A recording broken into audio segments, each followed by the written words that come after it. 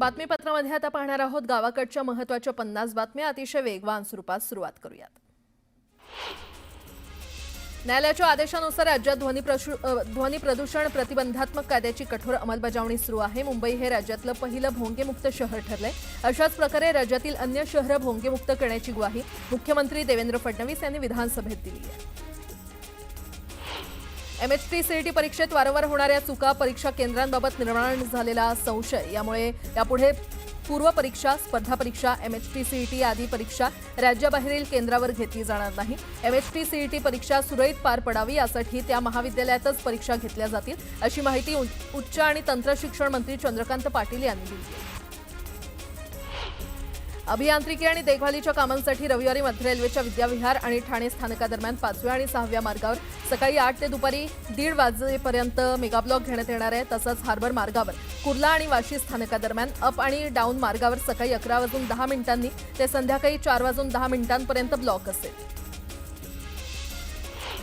Mumbai Ahmedabad bullet train प्रकल्पातील वांद्रे कुर्ला संकुल ते शिळफाटा दरम्यान 2.7 किलोमीटरचा बोगदा पूर्ण झालाय।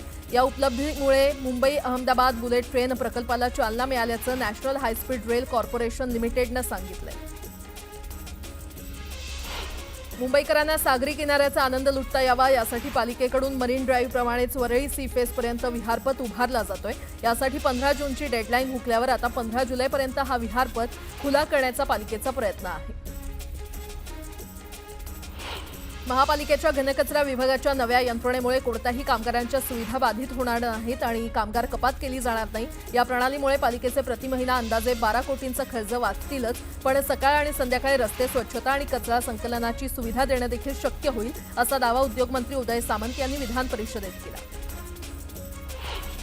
नवी मुंबई शहरातील उपनगरांमध्ये सिडकोनं उभारलेल्या धोकादायक इमारतींच्या पुनर्विकासात उभे राहिलेले अडथळे दूर करण्यास राज्याच्या नगरविकास खात्यानं सुरुवात केली आहे। पालिका क्षेत्रातील विकास प्रस्तावांना प्रत्यक्ष बांधकाम सुरू करण्याआधी पर्यावरण विभागाचा ना हरकत दाखला घेण्याच्या अटीवर महापालिका आयुक्त स्तरावर प्रस्तावांना तत्वतः मंजुरी देण्याचे तसंच त्यासाठी विकासकांकडून हमीपत्र घेण्याचे लेखी आदेश नगरविकास खात्यानं नवी मुंबई महापालिकेला दिलेले आहेत। पुणे महापालिकेच्या कार्यालयांमध्ये प्लास्टिकच्या फाईल्स, प्लास्टिक बाटल्या, कप तसंच प्लास्टिकनं सजवलेले बुके यांचा वापर पूर्णपणे बंद करावा, असे स्पष्ट आदेश अतिरिक्त आयुक्तांनी दिलेत। यामध्ये चहासाठी सर्रास वापरले जाणारे कागदी कपही बंद करण्याच्या सूचना देण्यात आल्या। महापालिका हद्दीतील सार्वजनिक श्री गणेशोत्सव मंडळांनी गणेशोत्सव साजरा करताना कोणती काळजी घ्यावी, आपत्ती उद्भवू नये यासाठी कोणती खबरदारी घ्यावी आणि आपत्ती उद्भवलीच तर आपत्कालीन व्यवस्थापन कसं करावं यासंदर्भात महापालिकेच्या आपत्ती व्यवस्थापन विभागाकडून मंडळातील स्वयंसेवकांना 1 दिवसीय प्रशिक्षण देण्यात येणार आहे। या उपक्रमासाठी विभाग कार्यालयाकडून मंडळांशी समन्वय साधण्यात येणार आहे। काचेवर फास्टॅग व्यवस्थित न लावणाऱ्या चालकांना काळ्या यादीमध्ये टाकलं जाणार आहे। भारतीय राष्ट्रीय महामार्ग प्राधिकरण ही कारवाई करणार असल्याची माहिती आहे। मी सायबर हेल्पलाईनमधून बोलतोय असं सांगत सायबर गुन्ह्यातील पीडितांकडूनच पैसे उकळणाऱ्या आरोपीला पोलिसांनी बेड्या ठोकलेल्या आहेत। अनिल दरेकर असं या आरोपीचं नाव असून तो पनवेलचा रहिवासी आहे। त्यानं मुंबईसह महाराष्ट्रातील अनेकांची अशा प्रकारे फसवणूक केली आहे। भारतातील समृद्ध भाषिक वारशाचा अभ्यास, संशोधन आणि संवर्धनासाठी मुंबई विद्यापीठात लवकरच centre of excellence in heritage languages and multicultural स्टडीजची स्थापना केली जाणार आहे। या केंद्रामध्ये प्रामुख्यानं प्राचीन आणि सांस्कृतिक महत्त्व असलेल्या भाषांच्या अभ्यासावर भर दिला जाणार आहे। राज्य सामायिक प्रवेश परीक्षा कक्षानं 2025-26 साठीच्या कॅप प्रवेश परीक्षा फेरीच्या नोंदणीला सुरुवात केली असून यात बी आर्किटेक्चर अभ्यासक्रमासाठी विद्यार्थ्यांना 15 जुलैपर्यंत अर्ज सादर करता येणार आहे। या अभ्यासक्रमाचं वेळापत्रक सीईटी सेलनं संकेतस्थळावर जाहीर केलंय। शिवसेना आमदार संजय गायकवाड यांनी आकाशवाणी येथील आमदार निवासातील उपाहारगृह कर्मचाऱ्यांना केलेल्या मारहाण प्रकरणी मरीन ड्राईव्ह पोलिसांनी अदखलपात्र गुन्हा नोंदवलाय। व्हायरल व्हिडिओ आणि साक्षीदारांकडे केलेल्या चौकशीनंतर पोलिसांनी स्वतः फिर्यादी बनून हा गुन्हा नोंदवलाय।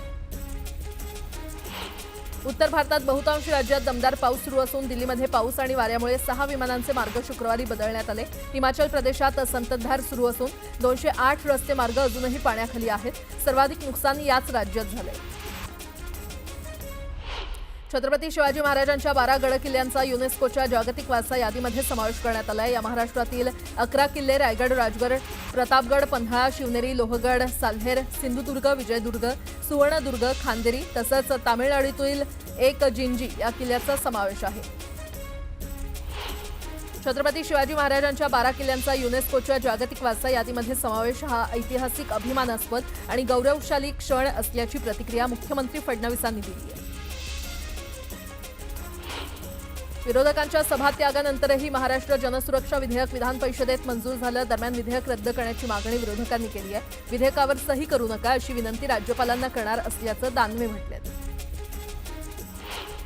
सत्ताधाऱ्यांकडे बहुमत असल्यानं त्याचा दुरुपयोग सुरू आहे. जनसुरक्षा विधेयकात नक्षलवाद या शब्दाचा उल्लेखही नाहीये आणि त्यामुळे कायद्याचं नाव जनसुरक्षा ऐवजी भाजप सुरक्षा ठेवावं असा हल्लाबोल उद्धव ठाकरेंनी सरकारवर केला. कम्युनिस्ट विचारधारा मारून बाळासाहेबांनी शिवसेना वाढवली असं वक्तव्य प्रसाद लाड यांनी केलं. या वक्तव्यानंतर विधान परिषदेत गदारोळ झाला. अंबादास दानवे यांनी प्रसाद लाड यांच्या वक्तव्यावर आक्षेप घेतला. नक्षलवाद विरोधात जनसुरक्षा विधेयक आहे ना असा सवाल दानवे यांनी उपस्थित केला.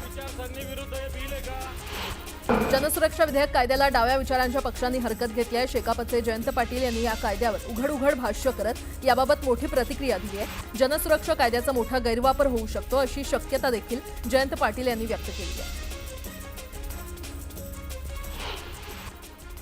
आता एक मोठी बातमी. अहमदाबाद एअर इंडिया विमान दुर्घटना प्रकरणातली ही बातमी आहे. विमान दुर्घटनेचा 15 पानांचा अहवाल समोर आलेला आहे. इंधन पुरवठा बंद झाल्यानं दोन्ही इंजिन हवेतच बंद पडले. एआयबीनं 15 पानांचा हा प्राथमिक तपास अहवाल समोर आणलेला आहे. विमानाचे इंजिन हवेतच बंद पडले अशी माहिती या अहवालातून समोर येते आणि या संदर्भात अधिक माहिती देत आहेत आमचे प्रतिनिधी प्रशांत लीला रामदास आपल्यासोबत जोडले गेलेले आहेत. प्रशांत, काय अपडेट? एअर इंडियाचं B787 या विमानाचा अपघात झाला होता. या अपघातामध्ये जवळपास 270 जण दगावले. त्या संपूर्ण चौकशी एआयबीच्या माध्यमातून करण्यात आली होती. त्याचा प्राथमिक अहवाल पुढे आलेला आहे. या विमानाला पक्षी धडकले नाही. दोन्ही इंजिनमध्ये इंधन पुरवठा व्हायच बंद झाला अशा प्रकारची माहिती पुढे आलेली आहे. एअर इंडियाच्या या B787च्या ड्रीमलाईन विमानाच्या अपघाताबाबत ही चौकशी समिती स्थापन करण्यात आली होती. या चौकशी समितीच्या मध्ये हा धक्कादायक प्राथमिक अहवाल सादर झाला आहे. यामध्ये 15 पानांचा हा तपास अहवाल आहे. त्यामध्ये स्पष्ट म्हणण्यात आलं आहे की कुठल्याही प्रकारचे पक्षी याची धडकले नाही. तशा प्रकारचे कुठलेही संकेत विमानाच्या तपासणीमध्ये पाहायला मिळत नाहीये. मात्र काही सेकंद दोन्ही इंजिन मधला इंधन पुरवठा थांबल्याचं समोर आलंय. त्यामुळे दोन्ही इंजिनचे हे का बंद पडले आणि सीसीटीव्ही फुटेज आणि न्यायालयाच्या टर्बाईनमुळे वीज पुरवठा खंडित झाल्याचे स्पष्ट करण्यात आले. या सगळ्याच्या सखोल तपासाचा सुरू आहे. लवकरच याचा संपूर्ण अहवाल येईल अशा प्रकारचा दावा एआयबीच्या वतीने करण्यात आलेला आहे. स्टुडिओ ठीक. प्रशांत, धन्यवाद या संपूर्ण माहितीसाठी. मुख्यमंत्री देवेंद्र फडणवीस आज नवी मुंबई विमानतळाच्या कामाची पाहणी करणार आहेत आणि त्यानंतर मिसिंग लिंक प्रकल्पाची देखील मुख्यमंत्री फडणवीस पाहणी करणार आहेत. ग्रामीण मार्गाच्या दर्जोन्नतीत शासनाच्या समितीनं अजब सूचना दिलेल्या आहेत. प्रस्तावित रस्त्यांसाठी शेतकऱ्यांकडून मोफत शेतजमीन मागण्यात आली आहे. भाजप आमदार विक्रम पाचपुते यांनी यावर हरकत घेतली आहे. पिंपरी चिंचवड शहराचं नाव बदलून जिजाऊनगर करा अशी मागणी करण्यात आल्यानं नव्या वादाला तोंड फुटण्याची शक्यता निर्माण झाली आहे. विधान परिषदेच्या आमदार उमाताई खापरे यांनी सभागृहात ही मागणी करत मुख्यमंत्र्यांना निवेदन दिलं. 50 खोके एकदम ओके यातला एक खोका आज दिसला असा टोला आमदार आदित्य ठाकरे यांनी संजय शिरसाट यांना लगावलाय. पैशांच्या बॅगेच्या व्हिडिओची चौकशी करण्याची मागणी आदित्य ठाकरेंनी केली. मी आधीपासून संजय शिरसाट यांच्या दौलतीबद्दल बोलत आहे. त्यांच्या घरात पैशाची बॅग आली कुठून? घरकाम करताना त्यांना जमिनीत गाडलेला हंडा सापडला की काय असा सवाल इम्तियाज जलील यांनी केलाय. आता मुख्यमंत्री यांनी आपली प्रतिमा टिकवून ठेवण्यासाठी या सगळ्याची चौकशी केली पाहिजे असंही जलील म्हटलं. महाराष्ट्र जनसुरक्षा विधेयकाविरोधात कोर्टात जाणार असल्याचं ट्विट प्रकाश आंबेडकर यांनी केलंय. जनसुरक्षा विधेयक महाराष्ट्रातील फुले शाहू आंबेडकर विचारधारा नष्ट करणार असल्याचा आरोप त्यांनी केलाय. शिरूर तालुक्यातील 96 ग्रामपंचायतीच्या सरपंच पदाचं आरक्षण जाहीर झालंय आणि यामुळे काहींना आनंद झालाय तर काहींच्या हाती निराशा लागली आहे. नवी मुंबईतील ईडब्ल्यूएसच्या 791 घरांच्या घोटाळ्याप्रकरणी भाजप आमदार विक्रांत पाटलांनी सभागृहात लक्षवेधी मांडली. या प्रकरणात पालिका नगरविकास विभागातील अधिकाऱ्यांवर ठपका ठेवत घोटाळ्याची चौकशी करण्यासाठी सरकारकडून समितीची स्थापना करण्याचे आदेश मंत्री उदय सामंत यांनी दिले. नागपूर प्रकरणात फहीम खानला सत्र न्यायालयाकडून जामीन मंजूर करण्यात आलाय. फहीम खानला 1 लाखाच्या जात मुचलक्यावर जामीन मंजूर करण्यात आला. हिंसाचार प्रकरणातील मास्टरमाइंड असल्याचा आरोप फहीम खानवर आहे.